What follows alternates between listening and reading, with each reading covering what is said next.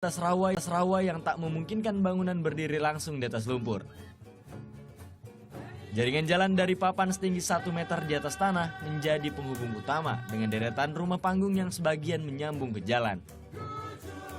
Kota di atas papan, itulah julukan yang melekat untuk kota ini.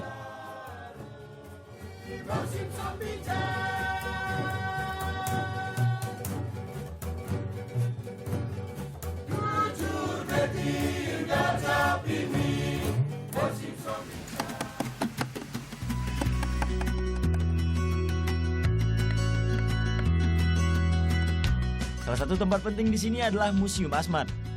Berdiri sejak Agustus 1973, bangunan ini menyimpan ratusan koleksi benda budaya Asmat. Keseimbangan menjadi prinsip hidup orang Asmat. Suku yang tenar berkat keindahan ukiran kayunya ini. Jadi tidak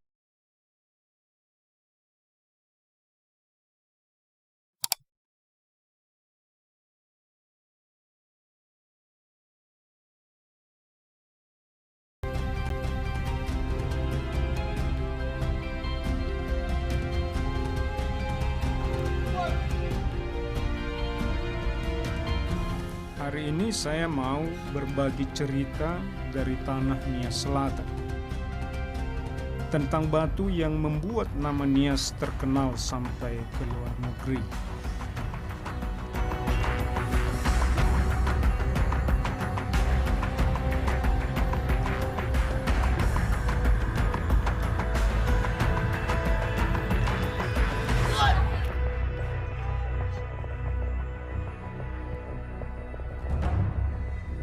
Ini kisah para kesatria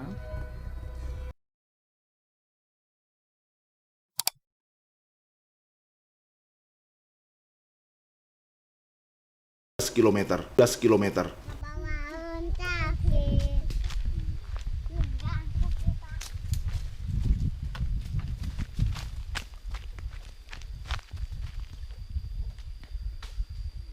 Dari ke-8 anak Sapri, tak ada seorang pun yang mengenyam pendidikan formal.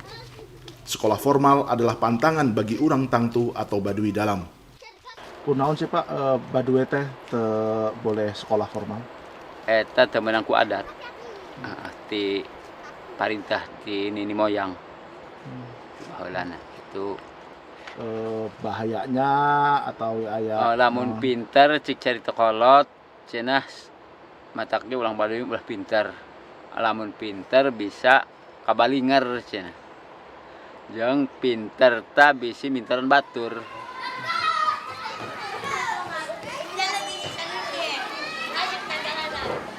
Sekolah formal mah teu meunang ngan sekolah harus sekolah pertani biasa tanam-tanaman gitu. Jantan upami teu tiasa maca, tiasa ngitung teh teu naon Pak? Teu naon. Ai teu tiasa maca mah. Ai ngitung mah pasti bisa gitu. Diajarkan ku Ya, bapak, diajarkan ibu. ku bapana, meureun ku ambuna gitu. Sekolah formal dan pendidikan memang tidak selalu sama. Maang yang baru berumur 3 tahun dididik mengumpulkan sampah plastik yang oleh keluarga Sapri dianggap ancaman bagi tanah dan tanaman. Inilah konsep memilah sampah sejak di rumah tangga, yang bahkan tidak terjadi di keluarga-keluarga kota besar.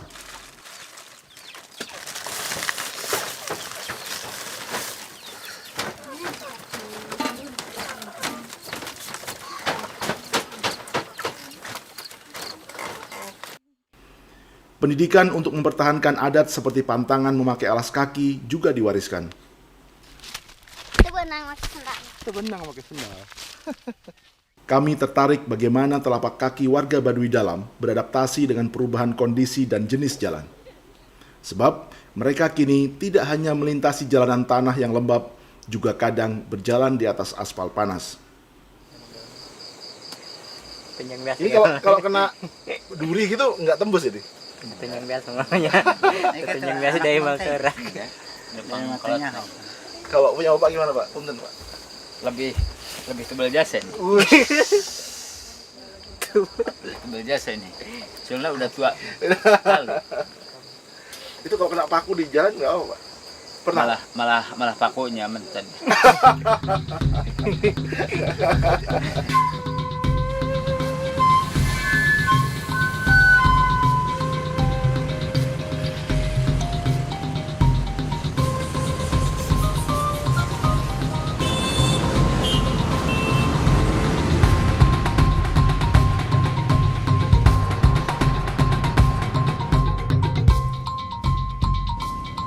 Bila musim tanam dan panen telah usai, warga Baduy Dalam biasanya berjalan kaki hingga ke Jakarta sejauh 135 km. Perjalanan ini ditempuh selama 3 hingga 4 hari. Ini adalah perjalanan pertama bagi Asep, tapi tidak bagi Sapri dan Aldi. Mereka menjual madu hutan bila pesanan sudah mencapai minimal 10 botol dengan harga jual Rp100.000 per botol. Namun madu-madu itu tidak mereka bawa serta.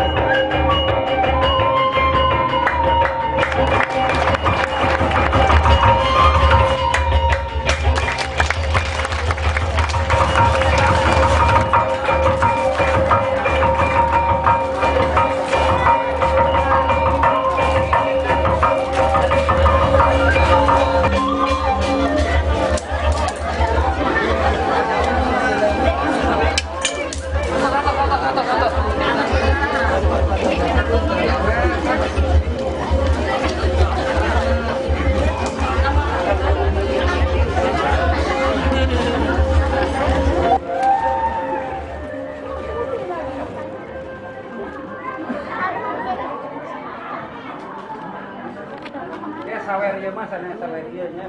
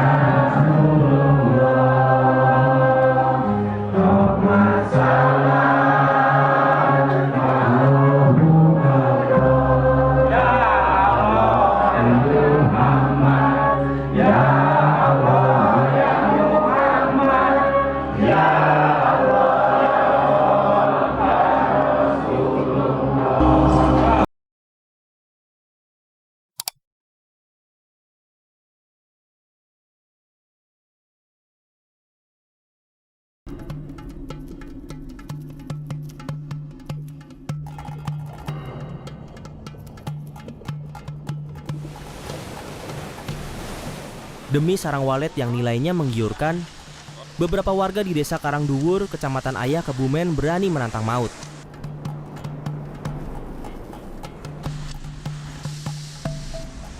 Saya akan mengikuti para pengunduh sarang walet yang bekerja dengan taruhan nyawa. Untuk menuju gua tempat sarang burung walet, harus melalui tebing curam di pantai Karangduwur yang berada di pesisir Laut Selatan Jawa.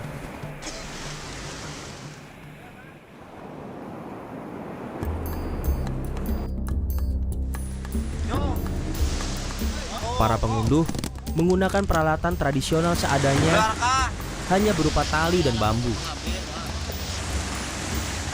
Mereka harus merayap di tebing karang. Di bawah, debur ombak terus mengguncang, dan tajamnya batu karang siap mencabik tubuh yang menghujam ke dasar. Setelah saya melihat perjuangan mereka untuk masuk ke mulut gua seperti ini, nampaknya saya menyerah saja.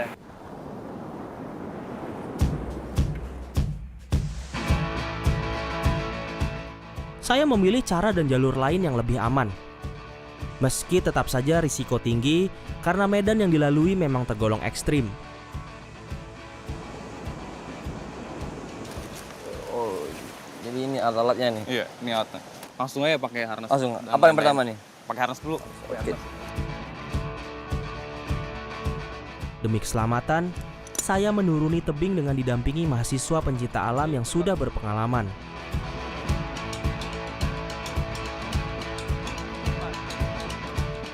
Sekarang saatnya saya menjadi Spider-Man. Kang, udah siap? Ini benar-benar dang! Saya langsung bisa melihat dasar.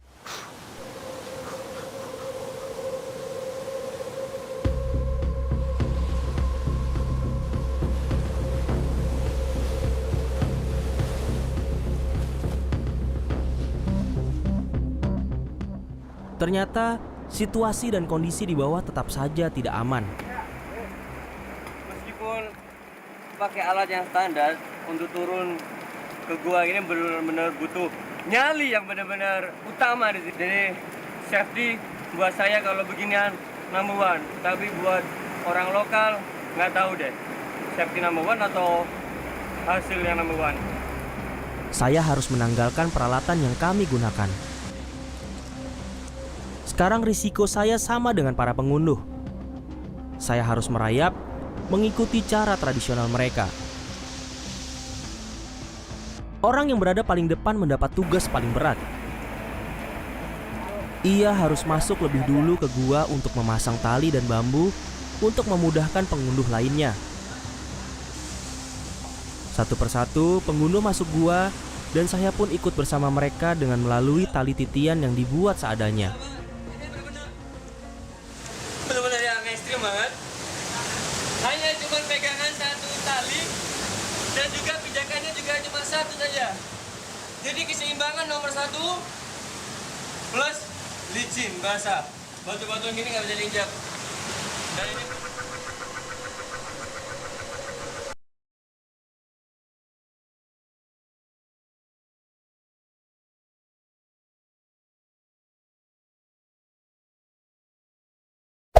Hey there. Subscribe to my channel. And also press this bell icon.